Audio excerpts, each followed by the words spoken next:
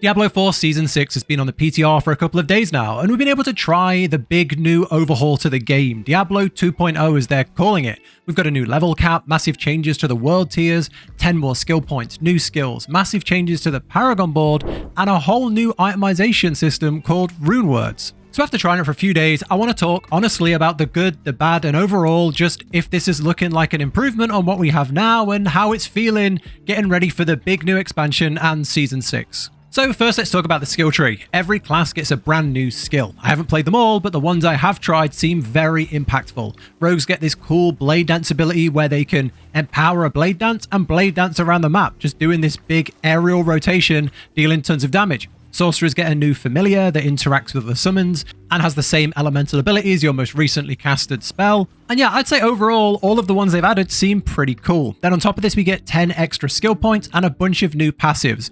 I think these are even more impactful than the new abilities because, I'll be honest, builds are getting kind of stale in Diablo 4. Every season, it's just if you want a werewolf build, you take all of these passives. If you want to be a fire sorcerer, you take all of these passives. So more points and more passives just gives us a ton more variety.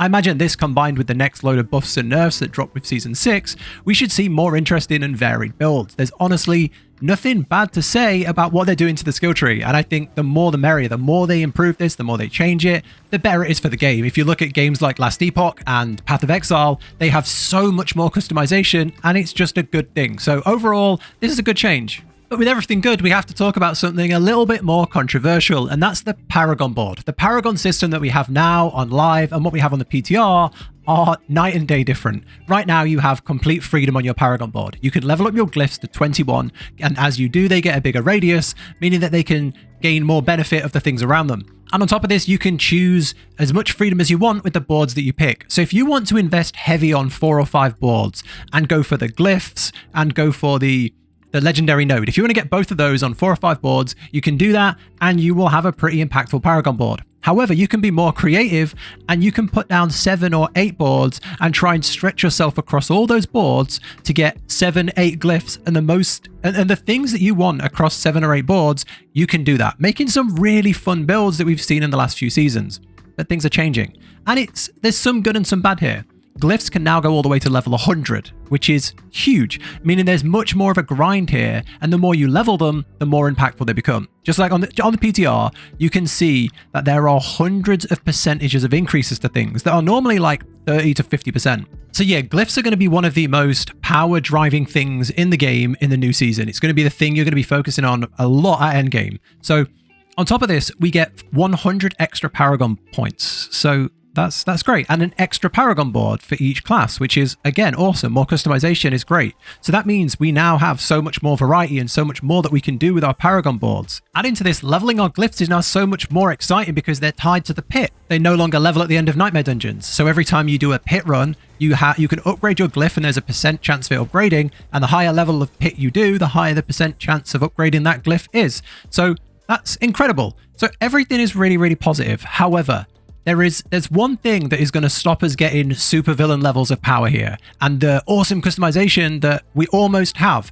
And that's that they limit the amount of boards we can have to 5, including our starter board. So we get our starter board plus 4 boards. And then we're also, of course, limited to only 5 glyphs. But we have an extra 100 Paragon points, which means we can grind all the way to like 300 Paragon points.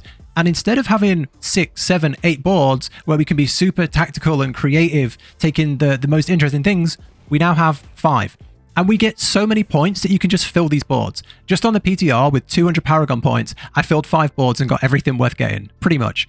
So with 300, they're just going to fill in all the gaps. They're just going to take up all the empty space that you don't already have. So I think that's a massive failing here. I think it's a real big flop, and it takes out so much creativity and so much fun from what I think is one of the best parts of the game, the Paragon board. So that's just my opinion. I'd love to hear what you think, because it's the only real big negative I have so far from the PTR. But let me know what you think there. Now on something more positive, the world tiers and progression of this big new revamped Diablo 2.0.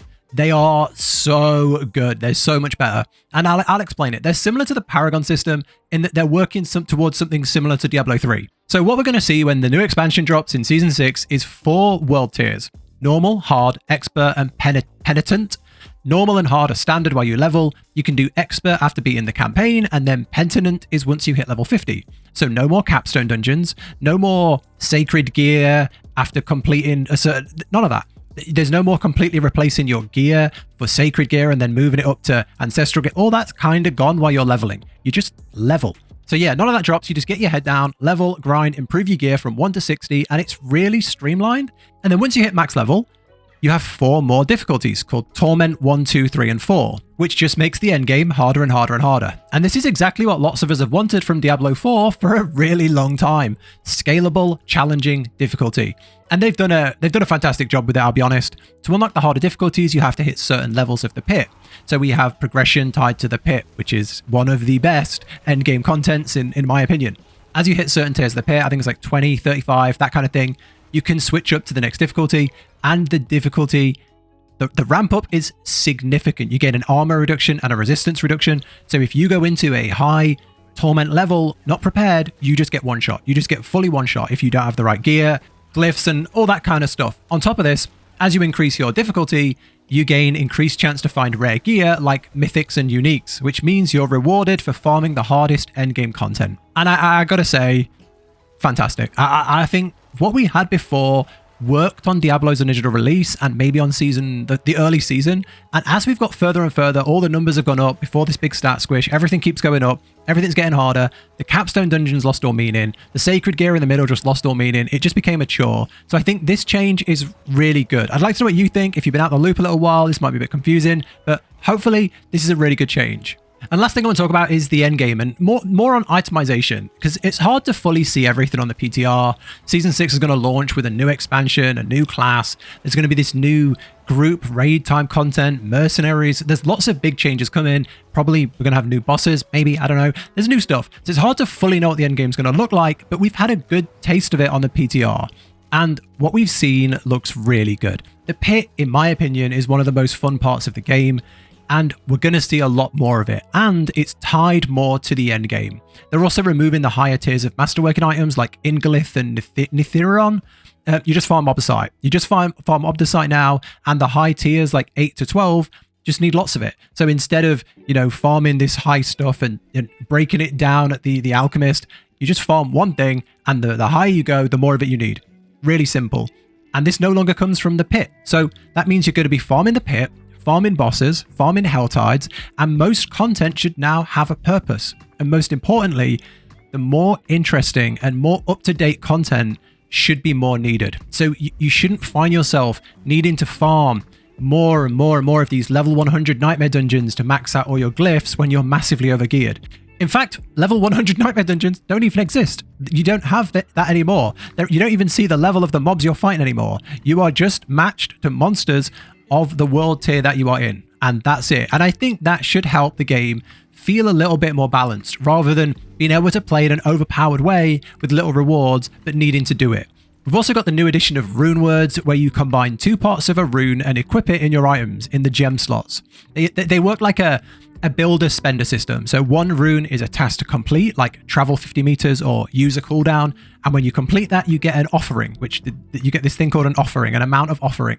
When you hit a certain amount of that offering, the rune it's attached to will activate. And these can do cool things like gain the teleport skill from sorcerer on any class, or gain the shout from barbarian on any class. Meaning you can make some interesting builds with these rune words.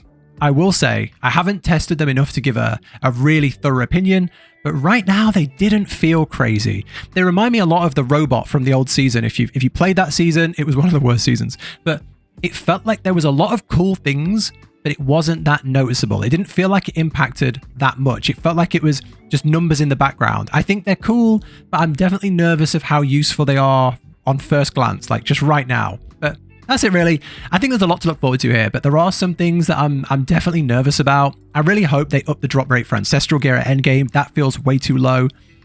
There's a little bit of slowness in leveling.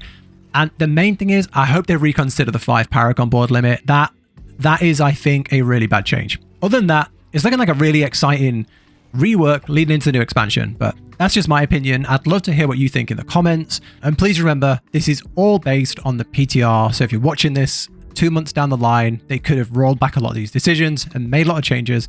So yeah, this is just as it is right now. But thank you for watching, and I'll catch you in the next one.